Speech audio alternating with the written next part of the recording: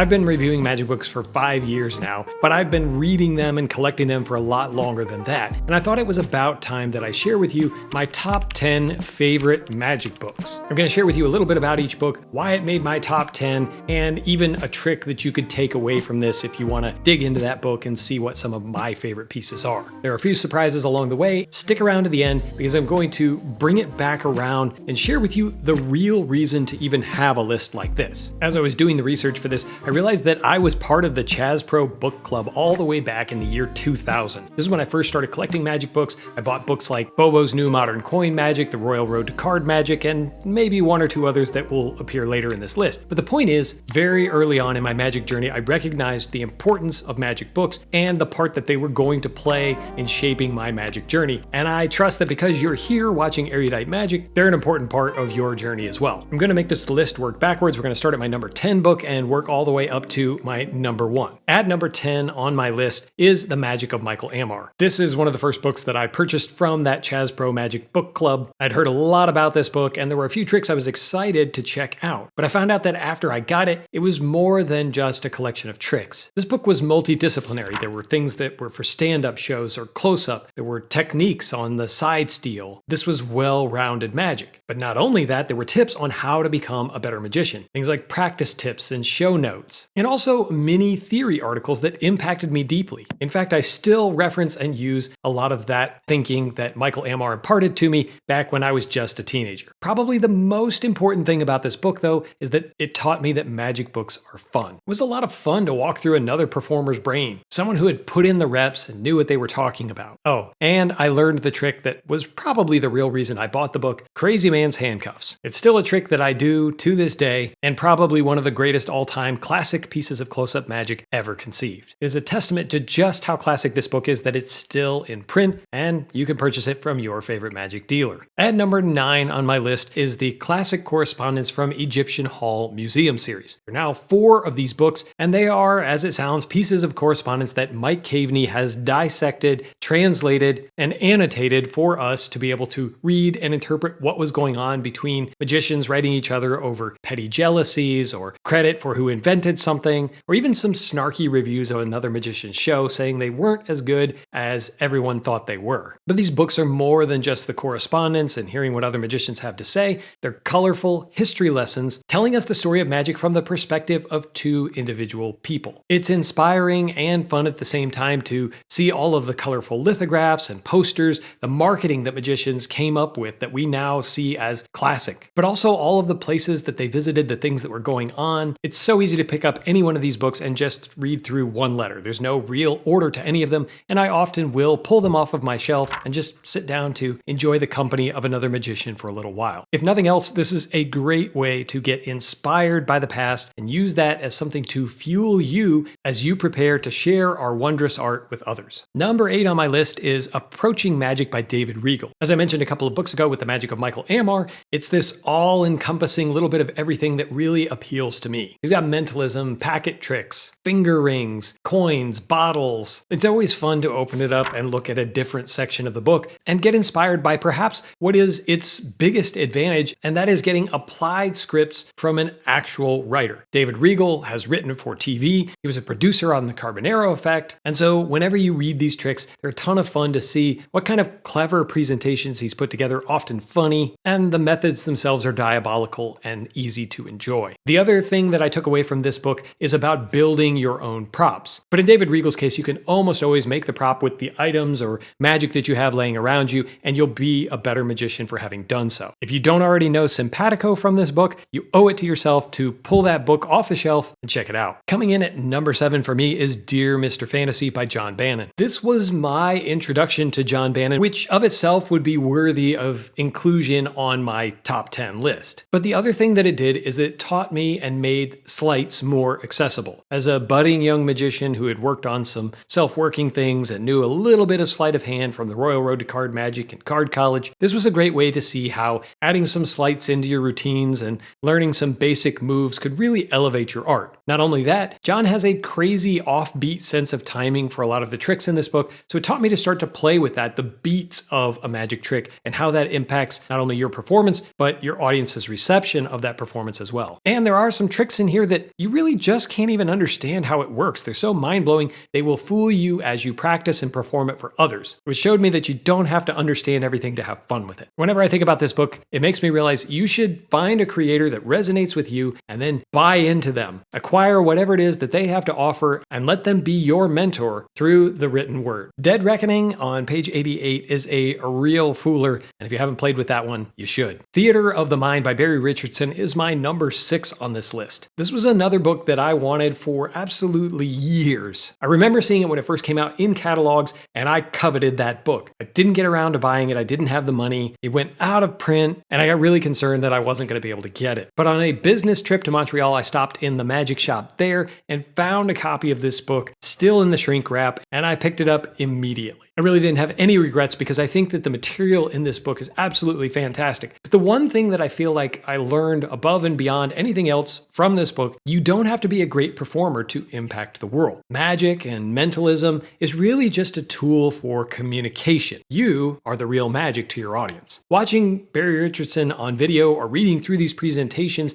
didn't necessarily inspire me to present my magic the way he did, but I understood that a good trick can be molded and shaped to really display your character to your audience. If you like completely impossible prediction effects, the totally isolated prediction is one that you can't miss. At number 5 is Repertoire by Asi Wind. I think what really drew me to this book is the fact that Asi Wind was making a name for himself in magic. He'd done a lot of video downloads, and there were tricks that I really wanted to know. He compiled almost all of them into this beautifully produced book. And all of these pieces, by the way, were workers for him. We'd seen him use them at places like the Magic Castle and when he was working with David Blaine. And this book is such a beautifully produced compilation of all of that material. This is what a magic book can be from an artistic perspective. There's that elegant black leather cover, the hand-painted watercolor illustrations, the thick off-white paper. The whole thing oozes class. The lesson here, I think, for all of us is that production values matter, both for books and for your show. But what good would a magic book be with production values and no great tricks? Fortunately, this book happens to have both, and if you haven't checked out Asi's Any Card at Any Number, well, it's my go-to for a hands-off and impossible version of the Burglass effect. Going back in time a little bit, my number 4 book is The Secret Ways of Al Baker by Todd Karr and the Miracle Factory. Like a number of the books I am discussing, this has a full review, and Al Baker is one of my favorite magicians to study. He was incredibly industrious and creative. He was an all-around performer. He was one of the early pioneers for thread work. He created the pack that cuts itself and did a lot of other things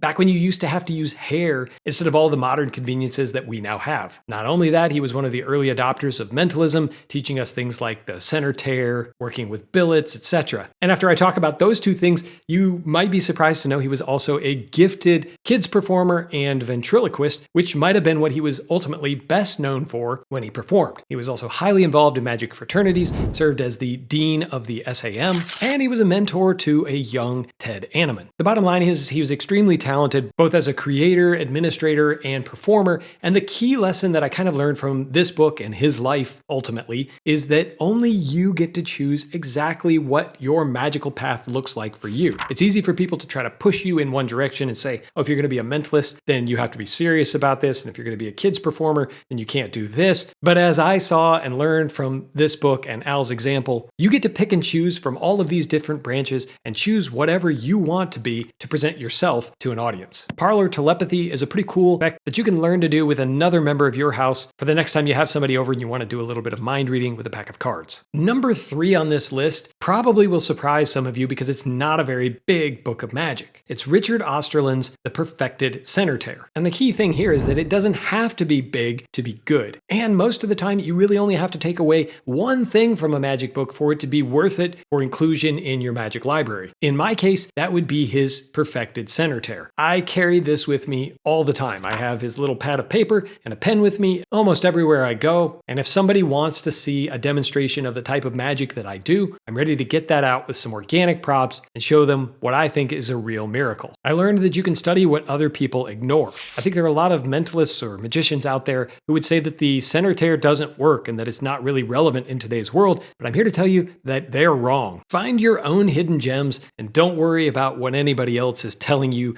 should or shouldn't study. Study and perform what you like. The perfected center tear is not the only great thing in this book. Check out Ashes on the Arm if you want a really easy, fun, and interesting way to reveal a piece of information. Knowing that I'm a mentalist, it probably isn't too much of a surprise that my number 2 book is a mentalism book. It is The Artful Mentalism of Bob Cassidy. This was a compilation of many of his previous best of works, and this is modern mentalism from a wildly creative perspective. There's a pretty huge array of different types of tricks and mentalism that you can perform, but you'll also learn his takes on classics, things that he's put through a lot of thought and effort to distill down to their basic form, the closest thing to real mind reading that I've ever actually performed. On top of that, he also gives you the structure of how mentalism should look, the thought process that should go into the presentations that you give to your audience, and how that thought process can impact an audience. Probably the most important thing about this book was that it taught me about the value of these lifetime books, where someone's at the end of their career and they're sharing a huge portion of what they've dedicated their career to. Oh yeah, this is another one of those arts and crafts books. If you check out Take Your Pick, you'll learn how to make your own thumb writer, which is the one that I still use to this day in paid shows. Number 1 on my list of top 10 magic books is Annemann's Enigma, again by Todd, Karr and the Miracle Factory. I absolutely love Ted Annaman. I'm obsessed with his devotion to magic and mentalism. This massive tome is almost everything he's ever published, including his correspondence with other magicians and things about his background so that you can understand more about his life story. A book like this shows you that what's old is new again. As you study these tricks,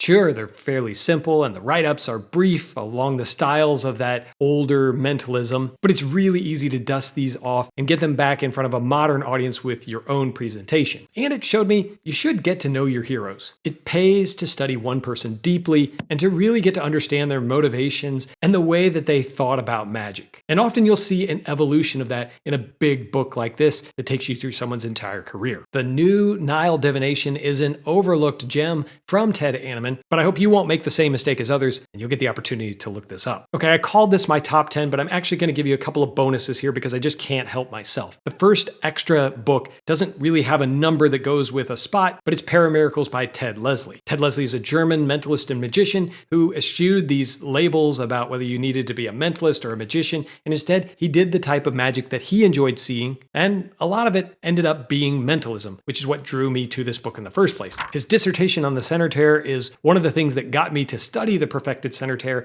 and then carry it with me everywhere, but there's so much great information from a working pro in this book. Oh, and he also published one of the best newspaper headline predictions in a trick called Early Edition. I've performed this for paid shows, and it kills. What would a list of my top books be if I didn't mention The Card Magic of Nick Trost? These are simple, straightforward, easy to do card tricks with an appendix of sleights in the back so that you can learn some of the basics of card handling and how to improve the presentation of these tricks to make them even more impossible. It's another one of these lifetime compilations. Are we seeing a theme here? And if you like impossible card locations, check out Lost and Found, which also has some other versions in one of the latest reviews that I did, Midnight Sessions by the Unnamed Magician. I mentioned Ted Annaman earlier, and I think that the Jinx 3-volume set is also a worthy addition to your magic shelf, and I really couldn't consider my library complete without my own copy. I recognize that it's getting harder and harder to find in print, but you can get a PDF or downloadable version of all 3 books for around $20, and it's completely searchable. So there's really no excuse not to dive into this mentalism classic with way more material, I'll add, than just what Ted Annaman contributed. There's also a veritable who's who of magicians who contributed to this journal over that time period, so you're bound to find something you like. And if you need a little bit of help, then check out Terval, which is a very fooling and flexible prediction effect. Okay, so I promised at the beginning of this episode that I would bring things back around and explain to you ultimately what is the importance of a top 10 book like this. And here are a few lessons that I pulled from my own top 10. One is, most of the books that I bought weren't particularly rare at the time, so I didn't spend a ton of money building my library. And frankly speaking, my thought process is that if you can learn lessons from anywhere, what makes expensive magic lessons better than inexpensive ones? So to me, shop around, see if you can find deals on magic books rather than paying some crazy price because you just have to have this book. Speaking of that, I encourage you, if you are looking for good deals, to shop with the sponsor of this week's video, Don's Magic and Books. Don has all kinds of magic books, those that are out of print, new books that have just hit the stores. And the cool thing is that he's always getting something new in, so it pays to check his website early and often. If you're not familiar with his website, I'm going to drop a link down in the description below so that you can see everything that he has to offer. He absolutely loves magic books, and he wants to make sure that they live as long as possible in an appreciative magician's library. Don't wait, shop with Don's Magic and Books this week. The other thing that I thought was interesting about my top 10 books is that while I've read a lot of the books in my library, these were the books that I felt like I was just drawn to, and I actually wanted to learn from them. Not every book resonates with you that way, but it is important that when you get books, at least go through them and see if it resonates to the point where you want to study this author. And when you do, take notes, because I think it's an invaluable resource to go back and see what was interesting to you back when you first started reading this book and how your thinking has been updated, or maybe you now know another method that would work better, and you can start to cobble together your own show and presentations. But here's potentially the ultimate point in all of this.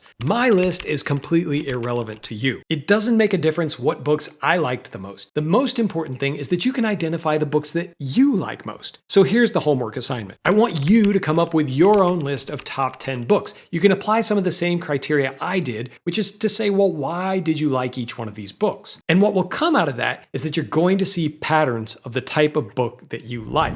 This will help you as you move forward into the future to buy other books, knowing that you like this type of magic, or you like this type of book, or you like this author. And potentially just as important, it will push you back into your library and get you reading through all these books that are waiting to share lifetimes of magic with you. If you got value out of this top 10 list, click that like button and drop a comment down below to let me know how it helped you, or what some of your favorite books are that might not be on my list. As always, my friend, I truly appreciate you watching, and until next time, keep reading.